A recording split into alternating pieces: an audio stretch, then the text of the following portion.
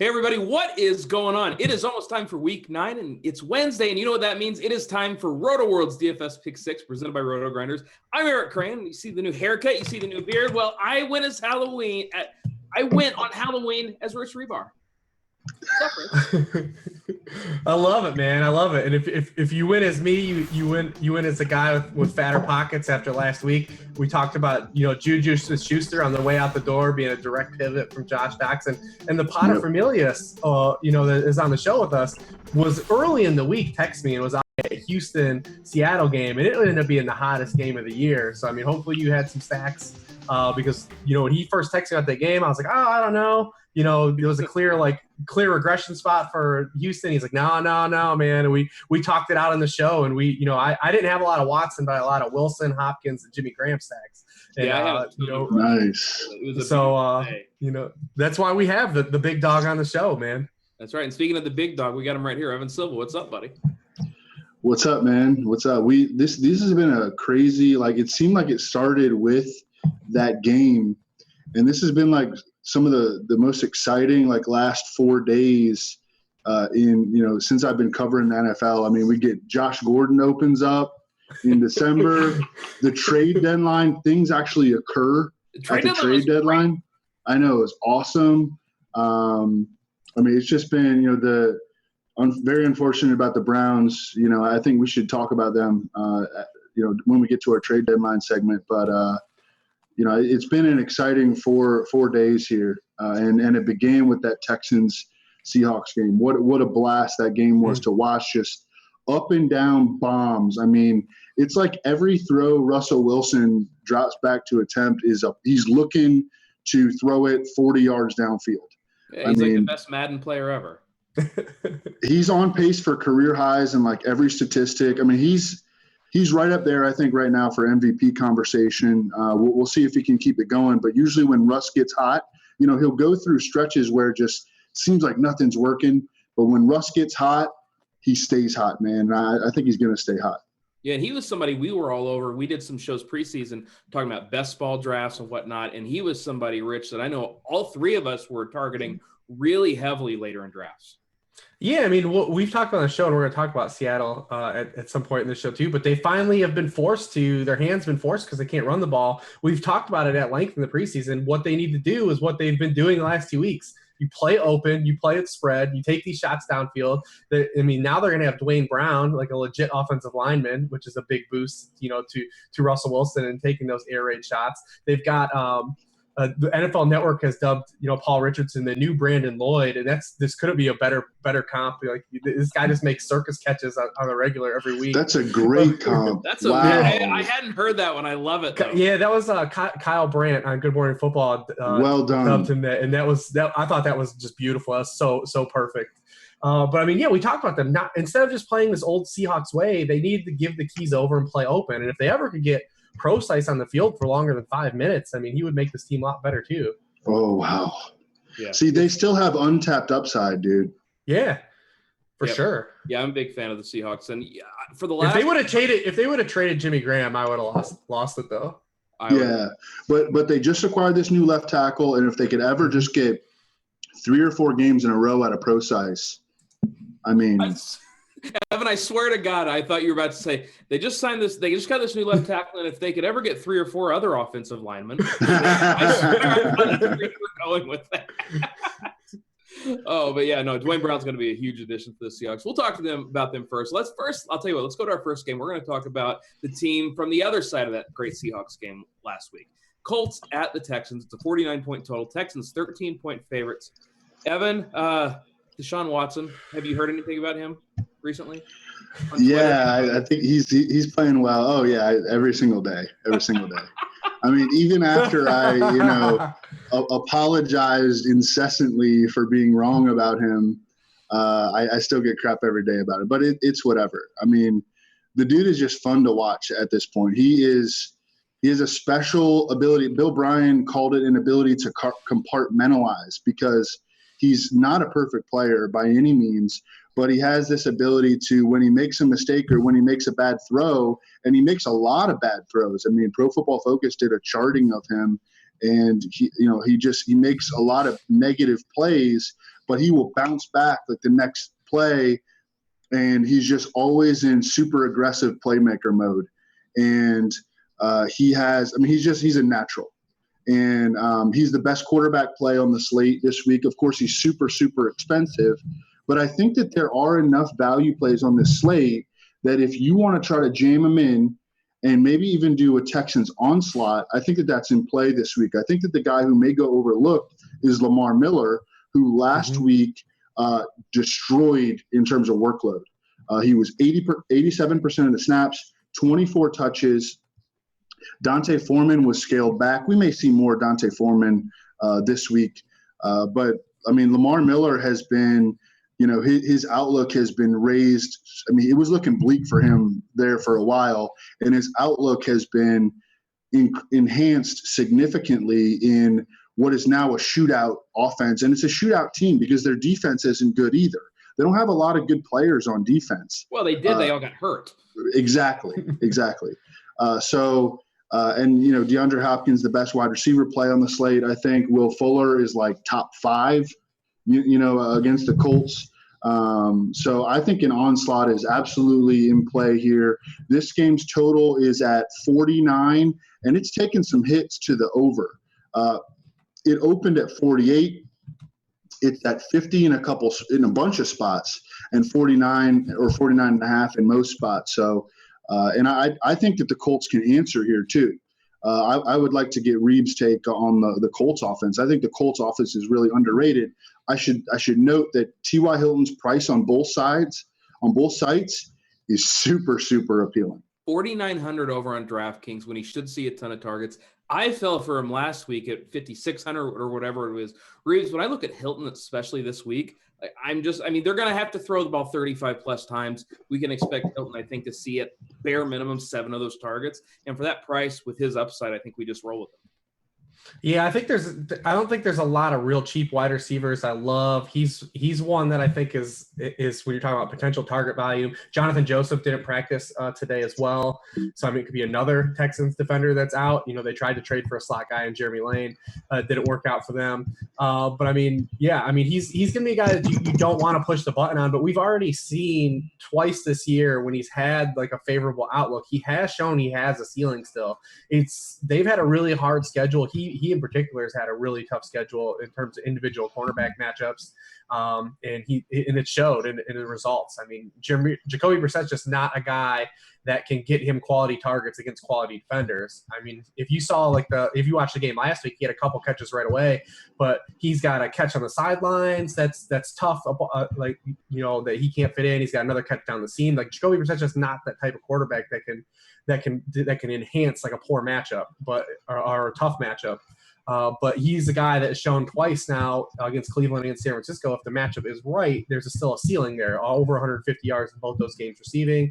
That we know the splash play upside exists. I think Jack Doyle too. A lot of people are going to call it point chasing, but it's really not. If you look at Jack Doyle's game log, he's been the most consistent target for the Colts. He's been the guy getting the most targets for the Colts. He has 32 targets over his past 3 games since returning from that concussion. Houston's a lot of tight end 1 in 3 of their past 4 games. They've been a target for tight ends. Why we wanted to play Jimmy Graham last week. We talked about it. This is a game where it has oodles of stacking potential, like Evan was alluding to. Those are probably the only 2 guys I would entertain from the Colts. But I think that they're guys that will probably go overlooked. That's outside of people highlighting Hilton's price. Yeah, I feel like now he's getting a lot of buzz early in the week. Who knows? Maybe as the week goes on, that's going to decrease a little bit. And if that happens, Evan, we could see T.Y. Hilton in just a smash spot at, I don't think low ownership, but I think we could get him at lower owned than what he should be. People are still going to be aren't going to play tons of him in cash. I think he's a cash lock. Is that wrong? No, I would play him in cash on DK. On DK, but I don't think he's just a pencil in on FanDuel though. Yeah, no. I'm looking at the DK pricing at 4,900 right now. Yeah. It's just way too cheap. And on the Texans side, I know, Evan, you already mentioned it. Rich, when I look at this offense, I see Deshaun Watson is airing it out. I think the big problem people are going to have stacking up this Texans offense, it's the prices. We already mentioned that Deshaun Watson, he's 8,100. He's the most expensive quarterback on the slate. And then DeAndre Hopkins, just being price prohibitive. He's 9,200 at the Colts. I'm going to have a lot of trouble stacking up this game just because of the price. Reeves, do you think it's worth it? I mean, yeah. Team allowing the most points in the game in the NFL on the road. And then when you look at how the Colts are allowing points, it is exactly right into what Houston is excelling at on offense. The Colts have allowed the most touchdowns from outside the red zone. That's the most in the NFL. Deshaun Watson has the most touchdown passes from outside the red zone. Will Fuller has the most touchdown catches from outside the red zone. 25% of completions of the Colts have gone for 20 or more yards. It's the highest rate in the league. 22% of Watson's completions have gone for 20 yards. It's the highest rate in the league. It's just the symmetry is here all over for what the Houston wants to do as an offense and what the Colts are allowing teams to do defensively. So, Evan, what do you think about like this Colts side? Because Reeves just kind of touched on the Texans side where it's just got oodles of upside. Is it Doyle and is it Hilton for you? Yeah, it is. And one other note I wanted to make about T.Y. Hilton. So if you look at his indoor versus outdoor splits, and I mean, he is a speedster quickness receiver, and his indoor versus outdoor splits in his career are huge. That's why you shouldn't have played him last week in Cincinnati, Crain. Had I not missed half the show with computer problems, I would have known that. Good point. So indoors in his career, T.Y. Hilton, 5 catches for 82 yards, 0.43 touchdown probability.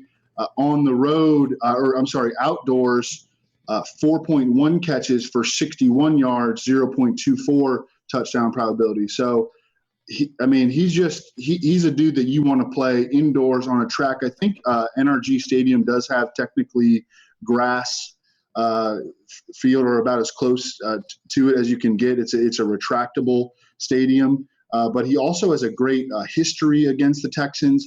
And we just saw what the 2 perimeter receivers for the Seahawks did. They both smashed this defense, Tyler Lockett and Paul Richardson. So, the Colts OC, Rob Chudzinski, should be able to see that on tape. And so you should show Jacoby Brissett. And I'm with you that technically Jacoby Brissett is not really like an outside the numbers passer right now. He's more of a middle of the field passer right now. But there are things that they know that they need to get him the ball. They even came out and said it publicly this week that they need to get T.Y. Hilton the ball, whether that means giving him more slot routes or what have you. They need to get the ball to this dude, especially after there were rumors that they would trade him, which to me never made any sense. I mean, this is a young receiver that you build around. You have him on a pretty good contract. I'm surprised that there were reports about that. The reports about them trying to trade Moncrief did make some sense because he's in a contract here and he's been disappointing, but they probably only get like a 7th for him at this point. So I think they're going to get the rock to T.Y. Hilton. I think he's underpriced on both sites, particularly on DK, but I think on FanDuel as well at 6,600. And he's the way that you bring it back on the game stack. Oh, yeah. Yeah. Oh, yeah. Are you into I was just absolutely. Swear to God, I was just about to ask that. I'm like, how much do we want to gamble in this spot? Well, absolutely. I don't know if Brissett's a guy that is a guy you want to. I don't know if he has the type of ceiling in tournaments that you'd want. I mean, he had that huge game against the Browns, but he's been more. He had I think a big he's more game against the 49ers player. too, man. Yeah, that's true. The thing is, with you say upside in tournaments, you don't need the highest scoring quarterback. That's true. Like if you're paying up, you need the highest scoring win. If you're paying down, right. you need a really great point per dollar, and then those expensive guys need to crush. So I don't know. I think Brissett's in play. Evan, what do you think? Yeah, absolutely. When I made my initial cash game build on FanDuel, and I mean I'm probably not going to play him in cash on FanDuel, but he was in it. And I mean, over the course of the week, I discovered like a little bit more value, and we'll get to some of those plays. But one thing that I like about him is that the Texans have given up the 6th most rushing yards to opposing quarterbacks. Brissett is 6th at his position in rushing attempts, and he's tied for 1st in rushing TDs. If he throws for 2 and runs for 1, which is very you're printing. You're printing. Yeah. You're printing. He's going to be low owned. He's in the 3rd highest total game on the slate that could go higher. He's playing indoors. You don't have to worry about all this weather crap. And I mean, everyone's going to like Doyle and Hilton this week. And so, who's going to be chucking them the rock? It's going to be Jacoby Brissett, who has a lot of mobility and is facing a defense that has been giving up a lot of rushing stats to quarterbacks. All right, I can get behind some Jacoby. Anytime I get to save money at quarterback, I like it, especially if I get 20 points for that price. He's 5.2K. I'm doing backflips. Not literally. That would not be possible. All right, let's talk about the next game. It's Washington at Seattle. Total of 45. Seattle, 7-point favorites. Rich, are we going back to the well with Russ? Are we going back to who? The well with Russ. Oh, anytime you want to play Russell Wilson, man. He's got 25 or more fantasy points in 4 of his past 5 games. I mean, he's now 3rd in the league in touchdown passes since week 2, and that's with a bye week. I mean, he, like we talked about, the offense is finally his, and when he gets hot, we saw his ceiling is as high as it gets. For fantasy purposes. So, I mean, yeah, definitely go back to Russ. I think the obvious play is to go back to Jimmy Graham. I mean, it's just another smash spot for Jimmy Graham. Washington is allowing the most yards per game to tight ends. Jimmy Graham leads the NFL with 8 targets inside the 5-yard line. Since he joined Seattle previously, he had just 3 such targets. It was a big complaint. You know, the Seahawks aren't even using him when they get down here. Well, this year they are. He's getting those looks. So, I mean, he's affordable too on both sites. I mean, it's not hard to fit Jimmy Graham in. I think that those are the 2 obvious guys. The receivers get a little trickier. I still believe in Doug Baldwin and his upside. He's got 22 targets and 15 receptions coming out of the bye. He will have a favorable matchup when we're just talking about the layout here. Washington has limited wide receiver production a lot, but he'll be in the slot for about 70% of the time. Lockett gets in the slot a little bit as well. He'll probably see Norman the most by default, but he will have a shot to make plays. He's had the lowest floor of the group so far this season, where it's up and down. And Paul Richardson is like the home run guy now. When you look at it, I mean, he's going to be outside on Breland and Norman for about 90% of his routes, but he's got 5 of the 7 wide receiver touchdowns on the team. He is clearly the guy that Russ trusts to make like tight throws to. So, I mean, he's only gone over 3 receptions in 2 games now. So, I mean, there's a low floor there. But we're talking about touchdown upside. He's the touchdown play of the group, obviously. He almost had 3 last week. Oh, yeah. One should have been Baldwin's, though. So, the one he took from Baldwin. That's true. So it kind of equals out. Yeah. That ball was for sure. Russ may never admit it, but he was throwing that ball to Baldwin. Hey, Russ is just – he's absurd right now. Dude, I mean, Tanner McAvoy's catching 50-yard passes. It doesn't even matter, man. Oh, my God. It was another week where we talked about it last week, how he really should have had like 6 touchdowns against the Giants. But it was another week like that, and he had 4, but he had one. Rawls dropped one, and he had another one that was he just threw it in like the smallest possible window to Paul Richardson. And well, I mean, I think they scored later on that same possession. Didn't Jimmy drop one that week too? Or he dropped 2? Jimmy dropped 2 the week against the Giants. The week before. And they had a 30-yard touchdown that was nullified by penalty in that game. I mean, he's absurd right now. And you want to have at least some level of exposure to him. Doesn't even matter the opponent right now, I don't think. I mean, he went to the Giants and wrecked them. You know, that's not easy to do. I know the Giants have underperformed this year, but that's not typically a spot where you would want to play Russell Wilson. And then he just destroyed the Texans. I mean, you want to have him on, in some of your fantasy lineups for sure. Yeah, I think that was one of the rare weeks that none of the Giants cornerbacks were suspended. So it was a really big deal for him to crush in that game. You mentioned Jimmy Graham and how he's too cheap. Evan, he's 5K this week, and I think had he caught those 2 touchdowns in that game against the Giants. He had 2 last week. Yeah, I mean, we would be looking at him being 6,500. I think he's one of the clear values on this slate, and I mean, once again, he's safe for 5 or 6 targets minimum. He's going to see a couple in the red zone. This is a great offense. Washington can't defend a tight end. This is just kind of another spot like T.Y. Hilton where I'm just going to load up, and if it doesn't work out, I can live with that because the spot and the price, like whatever. I mean, it's just too good. What about on the Washington side, Rich? Because again, Seattle last week nobody wanted to play Deshaun Watson because everybody said, "Well, this secondary's too good," and then we just saw Watson just absolutely smoke him. It's a big total. Washington on the road. They should have to throw a bunch. Reeves, any interest in this Redskins offense? I mean, I do think that if you look at where Houston had success last week, I don't think Washington's capable of doing that. Watson's legs were a big problem in that game, extending plays and taking vertical shots. And the worst part of the Washington offense so far this year, the most has been the wide receiver play. I mean, they don't have anybody that you have faith in like getting downfield and beating anyone. Jamison Crowder had his best game of the year. Now he's hurt. He's not practicing with a hamstring injury. I think you can look at Chris Thompson still. He's the safest guy. He played 80% of snaps last week. They finally just realized they have to have him on the field. Part of that was game script induced last week, but they were kind of within a score the whole game. He's just their best player on offense at this point. And given Jordan Reed's being out, I mean, Vernon Davis is in play as well. It's not a sensational matchup by any means, but I mean, Vernon Davis comes with like upside appeal. I mean, he averages 12 PPR points per game in the 5 games Jordan Reed has missed. He's at 9.7 or more in 4 of those 5. And when you're talking about splash playability, since he joined Washington last year, he has 17 catches of 20 or more yards, which is only behind Rob Gronkowski at 20 and Travis Kelce at 23 for all tight ends in the NFL. There is upside. Yeah. So I mean, I'm a fan like you guys, but so I think that it's like Vern would be the guy I would entertain based on the position he plays and his cost.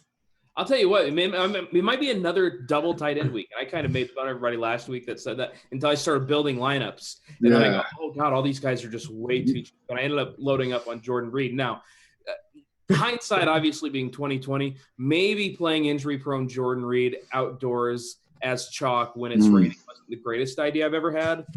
But, yeah, no, I can get behind some Vernon Davis. Who won Washington in for you, Evan? Vernon damn Davis. I love Vernon Davis, man. He's awesome. He's an old man. But he can run, you know. He's like the tight end version of Larry Fitzgerald, you know. And people hate him. I mean, I remember ahead of that that Raiders game, I was like, I tweeted about him, and I was like, you know, he's going to get the start this week. You know, he was like 4th among tight ends in 20-plus yard receptions the year before, and people were like, he sucks. And he was like, you know, a top 4 fantasy tight end on the week. I don't think Earl Thomas is going to play this week, by the way. He pulled up with a hamstring injury. I think it was on DeAndre Hopkins' long touchdown last week. He did not practice today. He's had hamstring injuries in the past, and I don't think he's going to play. So that is, if he doesn't play, and right now I don't think that he will, that could change, you know, by tomorrow.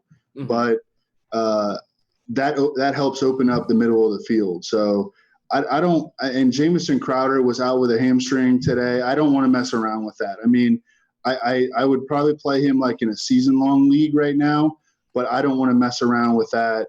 You know, he's had hamstring and hip problems all year. He did have a great game last week. His usage levels were way, way up, but don't really want any part of him. I think it's Russ. I think it's Jimmy Graham. I think it's Doug Baldwin. And I think it's VD, Vernon Davis, in this game. And Chris Thompson. All right, and Seahawks defense as well. I have no problem with that if I wasn't going to play so much of the Houston defense. There's some great defense, man, on the board this week. Yeah, there are. I don't know who to pick from. Jaguars are about to wreck. Jaguars are it's going to get Jaguars, ugly. Eagles, Houston. Yep. You know, all these are just, I was doing a show earlier today, and somebody mentioned, well, the Jaguars, I like Joe Mixon this week because the Jags haven't been they've been bad against the run. And I said they haven't been that bad. They're just bad compared to the passing. And now they have Marcel Darius. I'll tell you, Evan, we'll just sidetrack real quick. Going forward, what do you think of this Jags run defense? Well, here's the thing. I don't think that they're going to give up a lot of points. So they may give up a good yards per carry average, you know, and that's something that we'll end up talking about and I'll write about every single week. But I still don't think that, you know, Joe Mixon is like a smash this week. You know, no. Marcel Darius also played on a lot of Bills defenses that their run defenses weren't very good. So he's not necessarily a game changer. But I don't want to really attack the Jaguars defense in general. I mean, I don't think they're going to be giving up a lot of points. What matters in the NFL is what you do to the quarterback. And they will hit the shit out of your quarterback and they will sack their quarterback. I mean, they already had their bye and they still lead the NFL in quarterback hits and sacks. And they just added Marcel Darius. Their defensive line right now is Calais Campbell, Malik Jackson, Marcel Darius, Dante Fowler, who was the 4th pick in the draft a couple of years ago, and Yannick Ngakoue, who can get after the quarterback. They have a stupid offensive line right now, and the Bengals could barely pass protect against the friggin' Colts last week. So good luck this week, Andy Dalton. We were on you last week. You gave us a top 5 quarterback week. Goodbye. We are streaming a defense against you this week. Yeah, and just fade the Bengals. How many Joe Mixon smash weeks do we need before we finally say that it's not going to happen? Yeah, I've heard this every week. And he's fine. Like, he's a fine RB2 in seasonal leagues. Like, the players are RB2, and like he's fine. He's getting the volume, and the way the landscape is. But like, we're talking about like DFS, like if he doesn't have that 60-yard screen catch, man, this week, and I know it's a coulda thing. Like, that game's a total bust. Like, for everyone that played him, like. Yeah, I don't know. I mean, he's not really a dude like I'm actively like trying to get in DFS lineups no matter what his price is. No. I'm already sick of Joe Mixon. Like, I'm just sick of hearing about him. People like, I don't know why people want to talk about this guy. Maybe he threatened to beat him up. I don't know how that works, but like, I'm just fading Joe Mixon. I don't care. Joe Mixon, people can go have fun. All right, let's talk about our last game. It's the Chiefs and the Cowboys. 51-point total. It's a pick'em game. And Reeves, I keep looking at it, and maybe I'm delusional. I can't help but think that this game is going to go a little bit overlooked, even though it's the highest total. There's no Zeke, obviously. Kansas City, nobody really likes rostering the players there other than a Tyreek Hill or a Kareem Hunt. What do you think about this game, Reeves? Yeah, I think you nailed it. I think that what happened is that because the Chiefs have been like the best offense in the NFL all year, but no one likes playing any of these guys in this game outside of what would have been Ezekiel Elliott. And with Ezekiel Elliott being out, it would normally create like this awesomely chalk, play here, but no one has a damn clue who's going to get handoffs in Dallas. They all could get handoffs. It could be one guy, they could start the game with Alfred Morris. He could not perform. And it could be a Latavius Murray situation where he starts but is ineffective, and then McFadden comes in. His versatility is something that's a plus. They could even give Rod Smith a drive, and he could rip it up. I mean, Rod Smith's the guy that's fit their scheme, tremendously, because it is a game where you'd want to target the running back. The Chiefs' run defense is abysmal. I mean, they are 31st in the league in percent of runs that go for 5 or more yards. They're 32nd in the league in percent of runs that go for 10 or more yards. They're 26th in the league in stuff rate. Like, the Cowboys are going to run the football. We just don't know if it's going to be a hodgepodge, one guy, or what. So, I mean, it takes away that spot where we were really going to be attracted to. And no one's really liked to play Des Bryant so far this year because he's been so touchdown dependent. He's gone over 70 yards just one time. I think it is a spot where I want to own some Des Bryant, though, because we talked about what we targeted into the Chiefs last week. Now they benched Mitchell and Phillip Gaines. Our boy Philly G finally got the bench last week. But I mean, you're still gonna want to target the slot and left side of the Chiefs defense, and that's where Bryant's gonna be for about 75% of his routes. And we might be asked that if Dak Prescott more on his shoulders now. Dak Prescott may be forced to throw more. We might get a situation where Dak can give us that little bit of Russell juice. Because I think Dak has that in him. Yeah. He just hasn't had the opportunity yet. Listen, Dak is a baller. And if we're going to give Dak some volume, like, he can do a lot of that, especially against his defense that has been bad. But I think it's an interesting game. I think that no one wants to play Alex Smith still, even though he's awesome every week. He's the only quarterback to ever have 15 or more touchdowns and no interceptions at this point in the season ever in NFL history. He's completely fine. He's running. He's got more rushing yards than he had last year altogether. Kareem Hunt's going to be interesting because no one wants to play Kareem Hunt because of the touchdown regression he's had. He had 3 touchdowns over 50 yards or more to start. We knew that wasn't going to happen again. But think about how good the Chiefs offense is and how many points they're scoring weekly. they've run 4 plays inside the 5-yard line over their past 5 games with all these points scored. That's why the touchdowns have dried up for Kareem Hunt, because you rush for touchdowns the closer you get to the end zone, and the Chiefs are still bypassing that area of the field. For a team that's scoring this many points, there's going to be some regression there where the Chiefs have actual goal line opportunities to give to him that they don't let, Tyreek Hill throw passes. Evan touched on something that I keep thinking whenever I look at this game. I say, all right, is it going to be Alf? Is it going to be Darren McFadden? I think it's going to be Dak this week. I mean, this is what these teams have been doing. We know Marcus Peters, he stays on one side of the field, so they've been running – all these teams have been running their number one wide out to the other side. Are they going to force the ball to Terrence Mitchell? No. To me, it's just a Dak. You mean Terrence Williams? Yeah, not Terrence Mitchell. Well, let's be honest, though. If Terrence Mitchell was playing, they would force the ball to him, too. Absolutely. But yeah, I mean, it's a Dak to Dez week, and I know we talked about this. The Houston passing attack we like Russ. I see Dak and Dez as a high floor and a high ceiling option this week. Yeah, I really like them both. I'm definitely going to have a lot of Dak-Dez stacks. Dak, I mean, this is a great spot for him. So the Chiefs are a defense that I think a lot of people still fear. And they have limited opponent point production against them at Arrowhead Stadium. But on the road, they've given up 27 or more in 6 of their last 7 games. All their metrics are really, really bad. Their run defense has fallen off a cliff since the first 2 games of the season.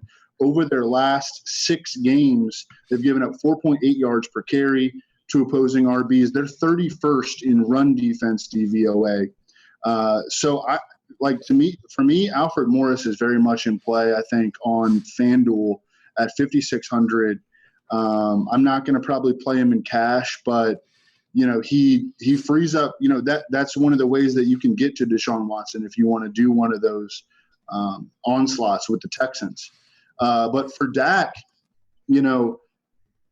again, the Chiefs give up a ton of points in road games.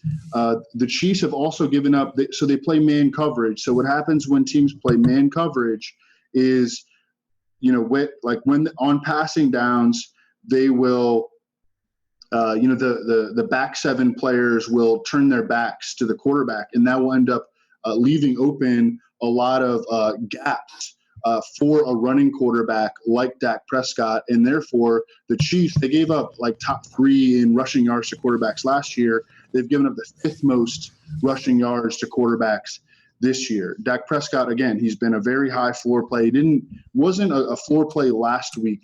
That game didn't really work out for him that well, but in 6 of his 7 games, he's been a top 12 fantasy producer, and we've seen the spiked weeks this year that we did not necessarily see last year, and now this offense is going to fall more on his shoulders, as you guys have both mentioned. And, I mean, I thought that Reeves did a great job of breaking down Dez. I love Dez this week. Now, I want to throw out a sleeper, and I want to get your take on him, Reeves, and then I want to get your reaction, Crain. Okay? DeMar. Yeah, you brought him up last week to me. It's tough. He had a lot of targets the week before. Well, I mean, we weren't really going to use him against Denver, though. No. Yeah. My only thing is that we're still talking the 3rd option in the Kansas City offense, the 4th option. And Dallas really, for as bad as they've been, like they're just like receivers have not put up big games on them, and they faced a lot of good receivers on the slate. And they kind of did this last year too. I couldn't really pinpoint why. I don't know if it's just the teams run on them. They limit possessions as an offense. There are a lot of reasons to try to skirt around the actual reason why. But they just don't give up production. I mean, I'm not going to push back on anyone's, min-price receiver, though. I mean, by any means, and especially in a game that we expect to be high scoring. So, I mean, yeah, but for all means, take a swing on it. All right. So let me give my argument for him. Okay. And then Crain, we can get, your millionaire reaction. All right. So, I went back and looked at just all the complimentary receivers, not the number ones, who have gone up against the Cowboys so far. Okay. Jamison Crowder, 9 for 123. Marquise Goodwin, 4 for 80. Devontae Adams, 7 for 66, 2 touchdowns. Emmanuel Sanders, 6 for 62, 2 touchdowns.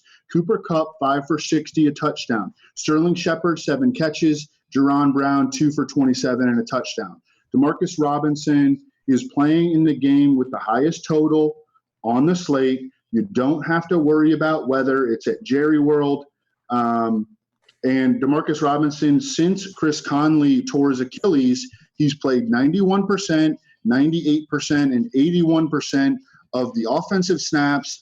And Albert Wilson, did he get hurt last week? Albert Wilson? Okay. They both did. But Robinson came back. Robinson came back. Okay. So if Albert Wilson is out this week, I think we need to be talking about Demarcus Robinson. He's min price on FanDuel. He's 3,200 on DraftKings.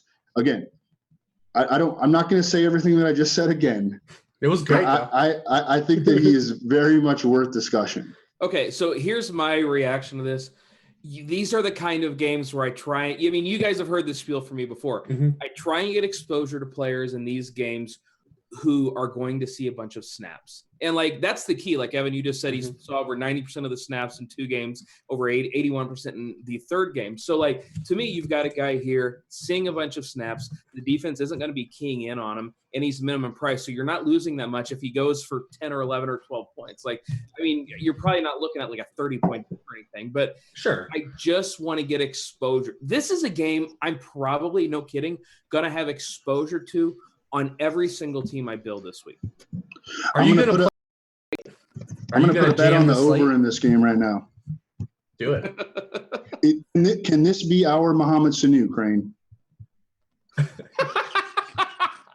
Sure. Why not? DeMarcus Robinson, get the jersey, build the plaque. Not if you tell everyone. Not if you tell everyone about it. No one watches our show. Yeah, right. Oh, man. Yeah, sure. DeMarcus Robinson. It is funny, though, because when we first started talking about this game, Reeves, you mentioned that, nobody wants to play the Chiefs guys. We've just got done talking. We spent 10 seconds talking about Kareem Hunt, about a minute and a half, which is definitely longer than I expected to spend on DeMarcus Robinson. We haven't talked about Travis Kelce or even mentioned him. Yeah, because you know what you're getting, man. He's got the most 100-yard receiving games in the NFL over the past 2 years. He's just completely smashed. Every game that they've remembered he's on the team, he's smashed. So listen, Kelce, if you always got the money to pay, especially because this week at tight end, no Gronk, we've got Ertz in a great spot as well. But it's always if you can always fit him in, he's always a great play. All right. So let's talk about the trade deadline. You mentioned that Ertz in a nice spot. Another guy in a nice spot this week, that's J.J. Unfortunately, we can't play him on the main slate because he got traded after price has been posted. But there were 2 big trades as far as DFS chips go. J.J., he goes to the Eagles. Kelvin Benjamin, he goes to the Bills. Evan, which trade interests you the most? So I already have a very strong take about Kelvin Benjamin. I want to throw this one to Reeves because I want to get his take on Kelvin Benjamin. I have a very strong take that's definitely going the opposite direction of yours. Ooh, okay. We don't do this often.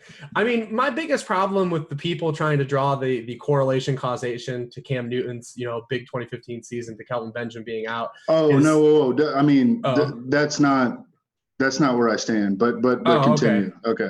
But still, for everyone that has dropped that out there, that's false for a lot of reasons. One, we're assuming that during that season when Cam Newton had the exact same peripheral production that he's had his entire career, same completion percentage, same yards per attempt, same yards per completion, he just had a 7% touchdown rate. We're assuming that happened because Kelvin Benjamin was off the field. 2, we're assuming that Kelvin Benjamin wouldn't have smashed like everyone else in that offense. 3, we can't assume that this offense is particularly going to revert to that offense. I don't think there's absolutely any chance it does of happening that way because, you're taking now a redundant asset off the field, but you're putting another redundant asset on the field. So you're getting rid of an overlap of Funchess and Benjamin, but now you're adding an overlap of McCaffrey and Curtis Samuel. And they're going to play Curtis Samuel at the Z, but Curtis Samuel was one of the prospects I spent a lot of time with, and he is not a true wide receiver yet. He is more of a Percy Harvin type of receiver. He's got pretty awful hands, to be honest. I don't think that he's going to hit the ground running as a guy that they're just going to give this allotment to snaps to, and he's going to open up their offense.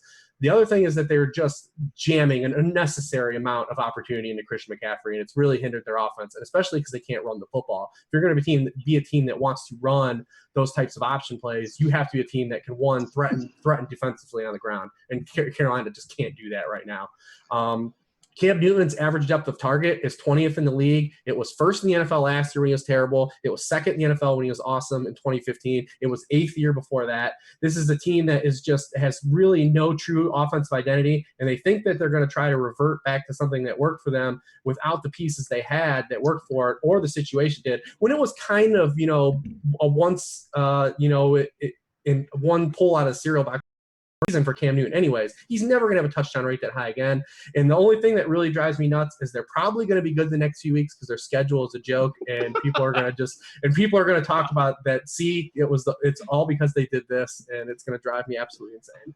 No, that's not where I stand, and I'm 100% with you. I mean, Ted Ginn scored 10 touchdowns that year. It's not everything went right for them that year. They had the softest schedule in the NFL. What I really wanted to get was your take about Kelvin Benjamin on the Bills. Not that Cam Newton is not that, I wasn't hoping to hear that, Cam Newton's going to explode because Kelvin Benjamin's gone now. Reeves goes to the next level. He can't help it. I know. He gets fired up. I love it when Reeves gets emotional, when he puts aside the spreadsheets and he just goes all in, But what do you think about Benjamin on the Bills? I typically have I talk about it. I don't like receivers that change teams in the offseason, have a full allotment of time to acclimate themselves. So I'm definitely not going to be thrilled about the prospects of a wide receiver that, change team in season. And Benjamin's a guy that doesn't really fit what I think this offense wants to do, this West Coast offense, or really what Tyrod Taylor does. So, I think that he could be a guy that could score some touchdowns. I think it's a bummer for Benjamin because he's playing the best football of his career. He's having the most consistent season that he's had in the NFL, and it's been uprooted. And I know a lot of people think it's a lateral move for him, but for fantasy purposes, I probably think it's a downgrade just for all the reasons that, like I said, I'm going to play the base rate on these guys. And the base rate suggests that when guys change teams and, change quarterbacks, they just typically don't perform well. And we're going to layer that on that it's a shorter window to acclimate himself. Yeah, this has been his best season so far. He's top 12 in the NFL in yards per route run, which is proven to be a very useful statistic at Pro Football Focus and a predictive statistic. In addition to the fact that wide receivers tend to struggle when they change teams in the offseason, let alone midseason, he's going from a team that averages 5 more pass attempts per game than the team now joining. The Bills are second from the bottom in the league in pass attempts per game. And Tyrod Taylor has never been a guy who tries to throw to receivers that are covered. And Kelvin Benjamin is always covered. You have to trust your receiver to win. Kelvin Benjamin is the antithesis, the opposite of a separation receiver. Tyrod had some chemistry with Sammy Watkins. He was a separation receiver. Charles Clay is an athletic separation tight end, and he will be coming back shortly. But I think it's I don't want to go so far as to say it was a bad move by the Bills. They're trying to compete. It was a lot to give up, I think, for a player of Kelvin Benjamin's caliber, despite the fact that he is having a good season. But I think it's horrible for fantasy. And I own him in a couple of seasonal leagues, and I'm legitimately worried. Well, Brandon Beane was there when they drafted him, right? He was. Yeah. Yeah. So it all circles back to a guy that he might have been in on the whole draft process of why they selected him. So what about Ajayi to the Eagles? Because the Eagles suddenly have this offense, and I understand LeGarrette Blount's been fine this year, and the GM came out earlier today and he said, "Well, LeGarrette Blount's still the starter." Blah blah.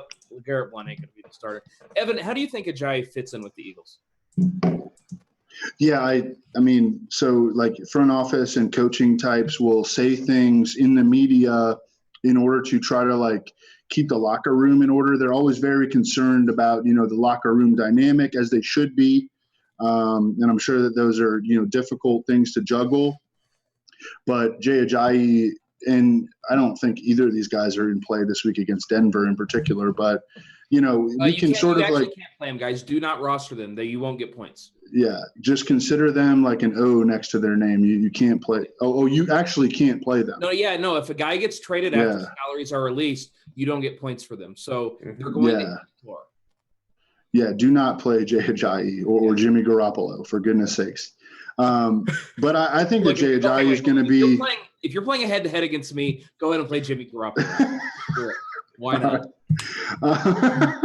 But Jay Ajayi, I mean, I think he's eventually going to emerge as, there are a lot of debates like about his talent on Twitter all the time, like among like very smart people.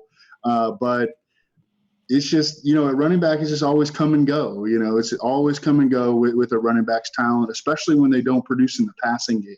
Now, running backs that can produce in the passing game, they're usually like independent of their situation. Typically, they have a much better chance. But Jay Ajayi doesn't produce in the passing game. I know he caught a lot of passes at Boise State. I remember when he was coming out of college, I expected him to be good in the passing game. He's been atrocious. So, the Eagles will give him an opportunity there, and maybe he will, the change of scenery or something will help. Maybe it was a confidence issue. He was dropping so many balls in Miami. But I think that he's going to eventually emerge as the Eagles' clear-cut feature back. He's better at football than LeGarrette Blount. LeGarrette Blount is so limited, and I mean Jay Ajayi is going to beat him out. They don't give up a fourth-round pick during the season for Jay Ajayi without the intention of eventually installing him as a dude who they're hoping will give them 16 to 20, maybe 20-plus rushing attempts per game. Do you think he fits in with Philly? Yeah, I mean, he's going from the offense that produced the least amount of combined skill fantasy points for fantasy players to a team that's 8th in the NFL. So it's an upgrade. And Ajayi's a guy I went hard on in the offseason for a full fade. So I'm a little nervous that people are going to start coming back on those tweets and finding me, for completely different reasons than what they wanted. You're going to click on their profile, and it's only going to be tweets to Evan about Deshaun Watson and tweets to you about Jay. That's all they're going to do. It could be for completely different reasons than why people like Jay Ajayi, but if the results get there, that's all that will matter. Yep. But he's trading a better situation, but probably less opportunity, even though he's going to beat out LeGarrette Blount. But I mean, he was a guy that was just dominating such a high volume of his backfield, usage. I mean, 87% of the Miami rushing attempts for running backs on the roster. That was 5th best in the NFL. That's probably not going to happen here. The other question is, who is the guy still getting the money touches? Is he going to get used in the passing game? We don't know because he hasn't been good, like Evan said. Is he going to be used on the goal line? We don't know. They've got a guy that, they can use on the goal line. And Ajayi was the guy that the Dolphins went out of their way to use Damian Williams near the goal line last year. Ajayi, I tweeted out last week, he's got 2 touchdowns over his past 16 games. So, I mean, it's just going to be interesting. I think we just need to let it breathe for a little bit and see what happens. If I owned Ajayi in season long, I would be happy with the trade because he was just in a miserable climate. And obviously now it was a lot of turmoil underneath the hood that we really weren't cognizant of. It was basically a toxic situation, for performance. So, I mean, I would be excited that he would be, getting a boost just by, offensive situation, playing with a good quarterback and a good offense. But I want to let it breathe a little bit before I get excited and start thrusting the DFS lineup. All right, let's talk about some bounce back candidates because I have one. No. We need to talk a little bit more about the trade deadline. Oh, go for it. Oh, I'm sorry. Who else did we miss? Was it Dwayne? Well, I wanted to get – so Reeves lives in Ohio. I wanted to get his take on the Browns. And I love this story. I also want to give my take on the Browns because I don't have any other platform to talk about the Browns. And so I want to vent. But I also want to hear Reeves because, obviously I really respect Reeves' analysis. He's a super smart guy, and he's in Ohio. So I want to hear what he has to say. Well, I mean, the pulse here is that everyone is still supporting Hugh Jackson for some reason, even though, you know, Hugh Jackson has basically shown he's tipped stand like he has just no clue what he's doing anymore. You know, the way he's handled the quarterback situation this year has just been dreadful. It's really tricky now. Now he has the ear, presumably, of Jimmy Haslam, where, you know, Jimmy Haslam's not trusting and for good reason, that, you know, it's only been a year and a half. The Browns have switched this regime and tried this approach, and a lot of people have applauded them. And they are a team too that a lot of people have said, like, they purposely did not try to lose every game this year. We thought their moves were good this offseason. You know, we thought they bolstered their offensive line. We thought that they were, you know, that Kenny Britt was going to be a proxy of what Terrell Pryor was. We thought that was going to be fine. They drafted well. I mean, David Njoku looks like a good pick. They're not playing him, but he looks like a really good draft pick. But when you see guys like Deshaun Watson play well and Carson Wentz play well, the owner is going to look at that and say, we've won 1 of 21 games since I hired you guys. These 2 guys you didn't want are balling out. These franchises are on the upswing. How, you know, it's all, and the bottom line, it's always going to be results driven. But I mean, for them to just pull the plug again a year and a half into this, it's going to be a mistake, man. I know that you're saying how could it be a mistake when it's just, you know, they've got 1 win over 2 years, but you just keep resetting and don't let anything run its course. You're never, and they're going to, because what's going to happen is they're going to pull the plug and go back to completely something that's been done in the NFL 1,000 times over and failed. That's exactly what's going to happen. So, I mean, it's kind of frustrating at that level, because I think that we all wanted to see this work, and it's not working. And because it's not working and the results haven't immediately come, we have no cohesion now between the front office and the coaching staff, which is going to be a huge rift going forward. Okay, so Evan, you said that you don't have a platform to talk about the Browns on. I think you're on every show in the history, so I don't know if I believe that. But I'm giving you your platform here, buddy. Talk to me about the Browns just you know, sabotaging themselves. So quarterback analysis is really, really hard. It's really easy to do in hindsight. Oh, this guy's good. You know, oh, why didn't that team draft him? You know, but it's really, really hard to do, and that is borne out in the results. I mean, this offseason I went back and looked at first-round quarterback hits over the previous 10 years, beginning in 2015, and I considered, you know, Winston and Mariota both to be hits, and I also considered Jay Cutler and Ryan Tannehill and Sam Bradford to be hits. And the NFL's hit rate over the previous decade was 38.5% on first-round quarterbacks. That is just first-round quarterbacks, okay? Everyone is bad at evaluating quarterbacks. There's no one that's actually good at evaluating quarterbacks, but everyone can evaluate quarterbacks in hindsight, okay? Everyone can do that. And everyone also thought that Josh Freeman was good early in his career. Everyone thought that Blake Bortles was good after 2 seasons. So, you know, I mean, the quarterback, like, hindsight takes are complete BS to me. What everyone was saying entering this draft was that the quarterbacks were terrible. Don't take any of them. Mitchell Trubisky, what are the Bears doing trading up to secure him? You know, people weren't as outspoken against Deshaun Watson, although there were some serious concerns about him coming out of college. He, you know, he was a one read passer at Clemson. He was surrounded by a great deal of talent. He had, you know, really low arm velocity. He, you know, is not an accurate passer even to this day. So all of that is hindsight. He fell to the 12th pick in the draft. If he was such a lock, he would have certainly gone in the top 3. Patrick Mahomes hasn't even gotten on the field yet. We also love Patrick Mahomes, though. Oh, I love Patrick Mahomes. I know, me too. No question. No question. We're like, oh, we love So Patrick the Browns coaching staff moves have been almost like bordering on sabotage. I mean, it's like they are trying to rebel against the front office. It's that bad. Their handling of Deshaun Kaiser. So they essentially, Hugh Jackson asked Deshaun Kaiser from the get-go, from the jump, to do things that Carson Palmer was doing at age like 33. And they were asking Deshaun Kaiser, who played 2 years at Notre Dame, and was like a project coming out of college. They put everything on his plate.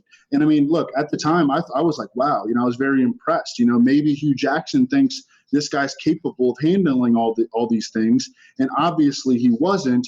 And now Hugh Jackson has benched him 3 times, and tried to trade for this weak-armed career backup, who was a 5th-round pick of the Bengals. So the quarterback situation, how they've handled it, has been pathetic. They use Jabril Peppers. They line him up 30 yards off the line of scrimmage and just get murdered by tight ends every single week. Okay, and that was a hire made by Hugh Jackson. Greg Williams is the defensive coordinator. He decides to do that. They are 32nd, or they're number 1 in the NFL in blitz percentage, and number 2 in the NFL, or number 1 in the NFL or number 32 in the NFL in pressure rate. So their blitzes are not working. Okay, and those are coaching staff decisions. Njoku doesn't play. He plays like 40% of the snaps each week. They play Rashard Higgins about 80% of the snaps each week, and it just doesn't make sense. O.J. Howard is in Tampa Bay playing, 70% of the snaps. Evan Ingram is the number 1 receiver for the Giants. Why is David Njoku not playing? He's obviously – you can't get him on the field over Rashard Higgins. It's difficult to tell David Njoku to go play slot receiver, when your alternative is Rashard Higgins. Okay, Duke Johnson, they are really trying to force the issue with Isaiah Crowell when it's obvious that Duke Johnson is their best playmaker on offense. Duke Johnson, his playing time percentage has gone down every single week. They never even gave a shot to Cody Kessler. That was clearly a front office pick that Hugh Jackson never even gave him a shot. Tried to bury him on the depth chart, even after he moved the offense relatively well in that game against the Titans. They came back and went right back to Deshaun Kaiser. The coaching staff has a thing against Cody Kessler, even though he is, at least shown some ability to move the offense. They tried to trade for A.J. McCarron, okay? And I know that Hugh Jackson, and they tried to pay more than the 49ers paid for Jimmy Garoppolo. I know that, Hugh Jackson has this history with A.J. McCarron, but A.J. McCarron can't play. He can't beat out Andy Dalton in Cincinnati. Okay, so he's not your answer. You can write that down. A.J. McCarron, I think he's a fine backup in the NFL, probably like a top 10 or top 5 backup even, but he's not your answer. He can't play over Andy Dalton in Cincinnati. And I also think that there is like a legitimate national media narrative that is anti-Browns, because reporters, so they get all their information from guys who work in the league, okay? So guys who work in the league are terrified of the Browns. And what they want to happen is those guys to be with the Browns organization to be perceived as a joke. Like they're obviously incompetent. There's nothing more than that they want than the Browns front office to be perceived as incompetent, because if new ideas come into this good old boys league, then that will change the game. It'll change the game. Teams will start going forward on 4th down. Teams will start using data and analytics to evaluate the draft. Teams will get better at drafting, and all these guys. So in the NFL, it's such a good old boys league because people who are legitimately bad at their jobs will keep getting jobs just because they know other people in the league. It's like a cocoon, and you don't break into it unless you actually know somebody in there. And so, and they don't want that to change. They want their cocoon to remain a cocoon, and they don't want new ideas, and they don't make optimal decisions, and they get the efficiency of their decision making is pathetic. And so if new ideas came into this league, all of that would change, and a bunch of guys would lose their jobs because there are a ton of scouts that are just terrible. I mean, scouting is like almost impossible if all you're looking at is film. I mean, I'm sure that there are some guys with like a natural innate knack for, identifying talent, but very, very few. I mean, that's really, really difficult to do.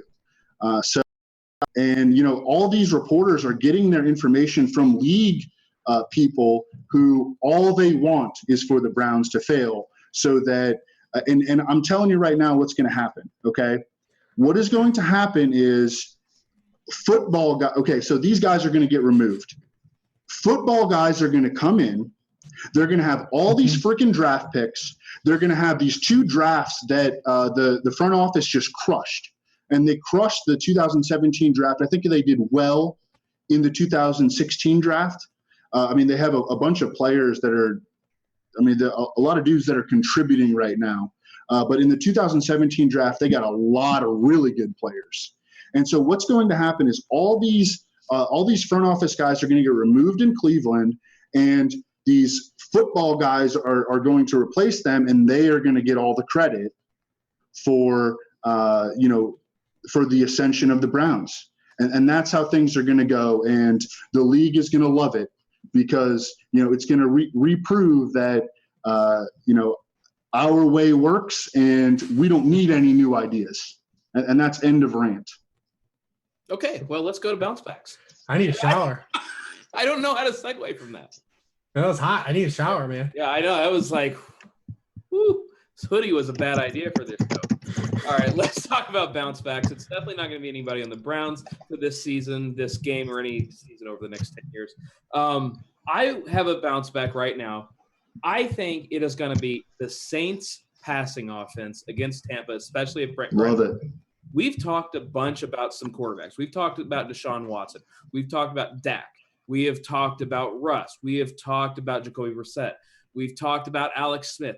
I cannot help but think that Drew Brees at home, even against the Saints secondary that's banged up, Brent Grimes didn't practice today. Reeves, I think Drew Brees could have 35 points at 5% ownership this week. Yeah, mine was going to be the Saints passing game. Yes! I did it! I did something right, baby doll! And for a lot of reasons we talked about with Kareem Hunt too. So we've got this offense that is still producing at an elite level, the Saints offense. They're still scoring a lot of touchdowns. But what has happened is they've got a functional defense now, and they've got a running game that can smash. We talked about their offensive line all offseason and how it was good and that this was going to be a good running team, and it is. But since the bye week, they have scored 10 touchdowns. 60% of them have been rushing. League average for rushing touchdowns is 30%. But Drew Brees is still producing yardage. He's still he didn't even have an incompletion in that game until halfway through the third quarter. The touchdowns are going to come because they're moving the ball and scoring touchdowns. They just keep getting on the doorstep where it's the product of getting these short touchdown runs.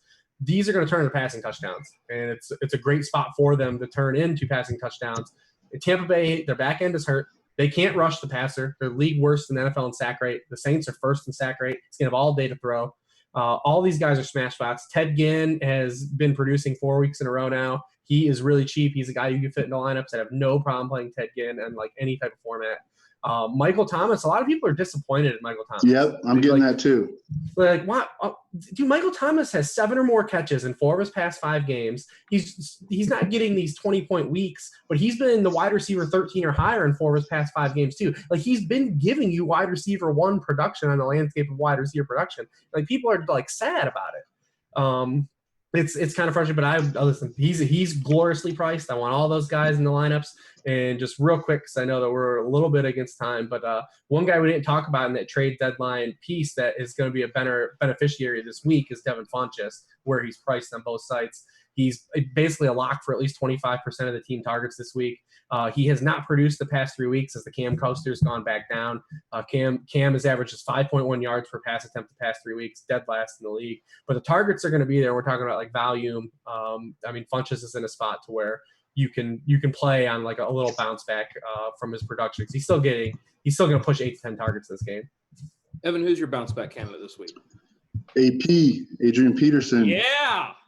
I love it. There are so many running backs in that exact price range that I love this week. There are maybe not love. Love's a little strong, but I like we might go on a second date at some point. So this game is ugly looking. It's ugly. Cardinals at the 49ers. The total, I think, was like open at 39. It's gotten bet down even from that. The 49ers, though, they give up 34 rushing attempts per game, most in the league, to opposing offenses. And if Bruce Arians is going to try to keep this Cardinals team competitive in case I don't know, on the off chance that there's a miracle that they're able to go finish 8-8 or 9-7 and sneak into the playoffs and get back David Johnson and Carson Palmer, he's going to have to put the ball in Adrian Peterson's belly, because that's his best option right now. Drew Stanton is awful. He has completed 52.7% of his passes in his career. I think Tebow is better than him.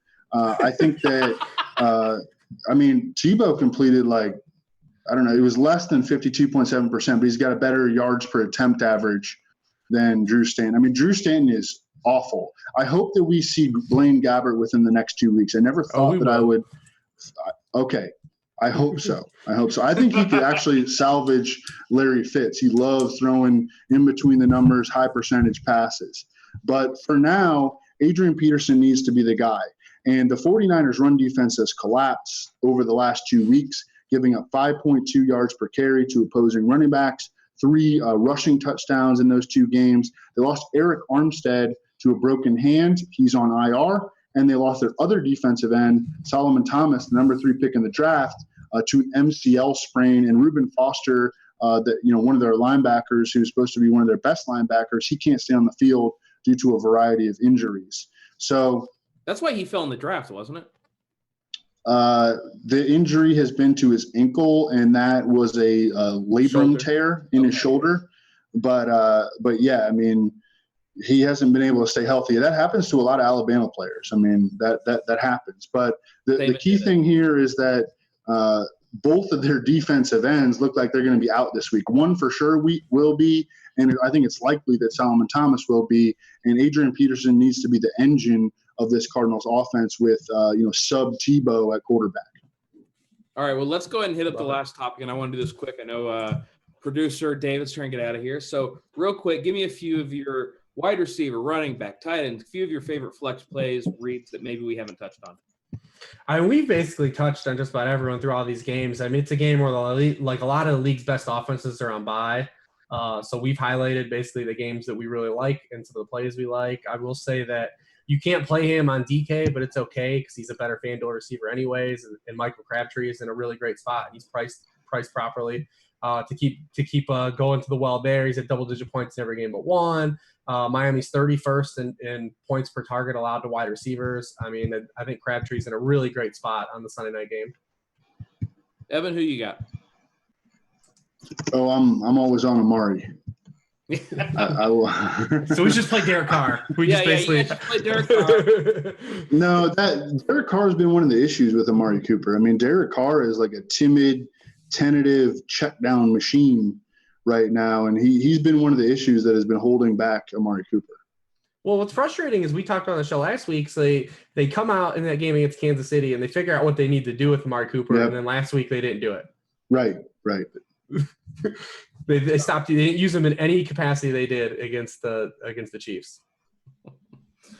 All right, guys, we got to get out of here. We've gone way over, but you know what, Evan? It was worth every single hour of your rant. So, anyways, we're gonna go ahead and jump off here, guys. Thanks so much for tuning in to Rotoworld's DFS Pick 6 presented by RotoGrinders. I'm Eric Crain for Rich Hribar for Evan Silva. We'll see you guys later. Good luck this weekend. Peace.